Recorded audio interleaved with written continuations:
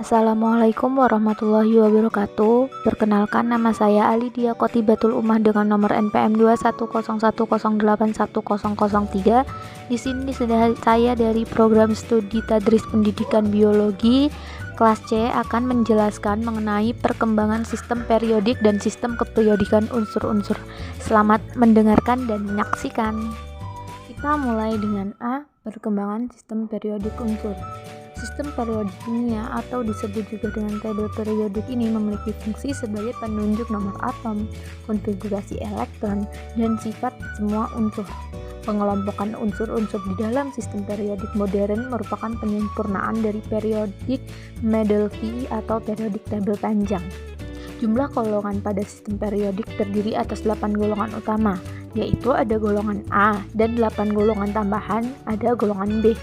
Unsur dari golongan B disebut unsur transisi dan letak golongannya berada di antara golongan 2A dan 2A. Di sini bisa dilihat tabel contohnya. Setelah melihat gambar sistem periodik tersebut, di sini terdapat golongan pembagian dari golongan A. Bisa dilihat dan dicari mengenai unsur-unsurnya sendiri. Setelah mengetahui anggota dari golongan A, selanjutnya adalah jumlah unsur dari terkecil hingga terbesar. Yang pertama ada periode ke-1 terdiri atas 2 unsur, periode kedua terdiri atas 8 unsur, periode ketiga terdiri atas 8 unsur, periode keempat terdiri atas 18 unsur, periode kelima terdiri atas 18 unsur, periode keenam terdiri atas 32 unsur, 18 unsur seperti periode keempat dan kelima, 14 unsur deret lantanida. Selanjutnya, periode ke-7 merupakan periode unsur yang belum lengkap, terdapat deret aktinida. B. Sistem periodik modern. Sistem periodik modern atau sering disebut dengan tabel periodik unsur adalah daftar susunan unsur-unsur kimia berdasarkan kenaikan nomor atom dan kemiripan sifat. Terdiri atas lajur horizon dan lajur vertikal.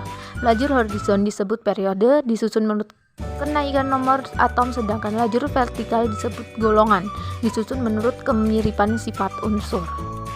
Berikut merupakan contoh gambar dari periodik unsur modern. Bisa dilihat sedikit berbeda dengan yang awal tadi ya. Setelah membahas A dan B, selanjutnya kita membahas mengenai C, sifat dalam sistem periodik unsur kimia. Yang pertama ada sifat unsur.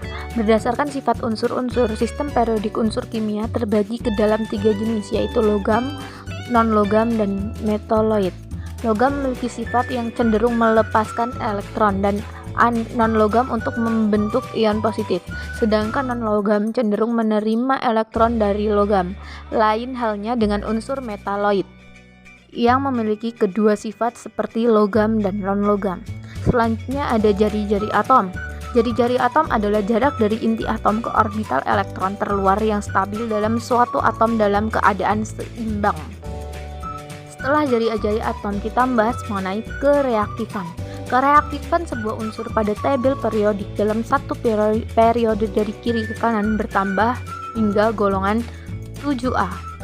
Setelah mengetahui kereaktifan, selanjutnya kita mempelajari mengenai energi ionisasi. Apa itu energi ionisasi? Energi ionisasi pertama adalah energi yang diserap untuk melepas satu elektron dari sebuah atom. Selanjutnya ada afinitas elektron. Afinitas elektron adalah jumlah energi yang dilepaskan ketika sebuah elektron ditambahkan ke dalam kolom atom netral untuk membentuk ion negatif. Selanjutnya yang terakhir membahas mengenai keelektronegatifan. Elektronegatifan merupakan kemampuan atau kecenderungan suatu atom untuk menangkap ataupun menarik kembali elektron dari atom lainnya. Mungkin cukup itu saja refleksi dari saya mengenai pembahasan materi hari ini. Kurang lebihnya saya mohon maaf. Saya akhiri. Wassalamualaikum warahmatullahi wabarakatuh. Terima kasih.